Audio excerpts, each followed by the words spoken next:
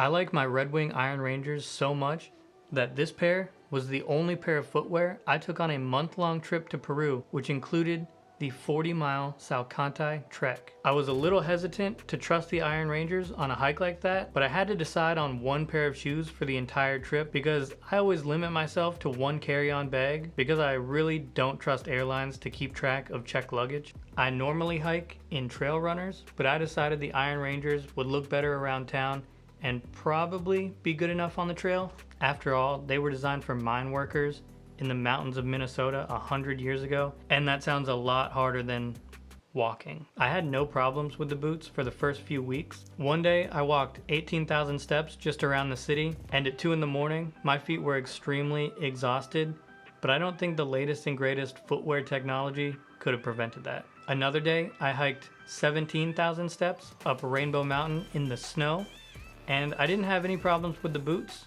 I could not breathe, but my feet were fine. The day before I started the Salcantay trek, my hostel mates tried to convince me to rent real hiking boots. They said I wouldn't survive if I hiked in these and that the Salcantay trek was way harder than Rainbow Mountain, and they were right.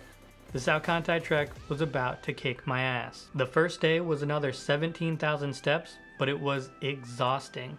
My feet were fine, but I felt horrible. The chefs at Llama Pass cooked us excellent meals every single day, but the first night I could barely get anything down, and then I immediately threw it up, which is when I took this picture of the stars. Then they made me some avocado pit tea, and I crawled into my tent and fell asleep. The second day was even worse. I don't think I tied my right boot tight enough, and over the course of 32,000 steps, the little bit of movement gave me some pretty good blisters. I couldn't keep up with the rest of the group going downhill because every single step, my toes were jamming into the front of my boot. When we finally got to camp, I took a shower and realized my entire body was covered in hives from stress, and the giant spider in the shower did not help with the stress, but a Benadryl took care of the hives and put me to sleep. Day 3, surprisingly, wasn't terrible. One of the other hikers in my group gave me some Compeed patches to put over my blisters, and we only ended up hiking 21,000 steps before taking a well-earned trip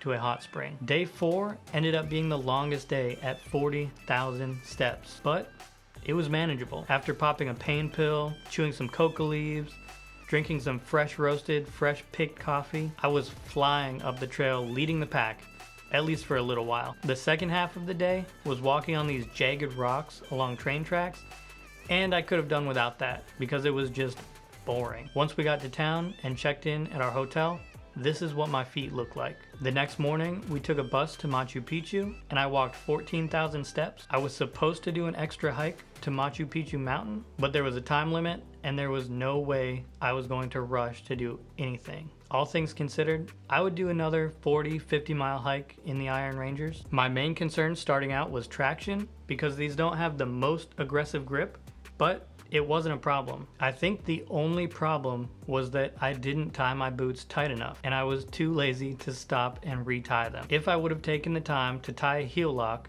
I think I would have been fine. Another thing to consider is that a lot of people size up a half size in their hiking shoes because your feet will actually swell when you're hiking over long distances. My left foot is actually 1/8 of an inch shorter, and it was fine. So I think if I sized up a little bit, my right foot could have been fine too. Also, I did this entire hike with the basic leather insoles.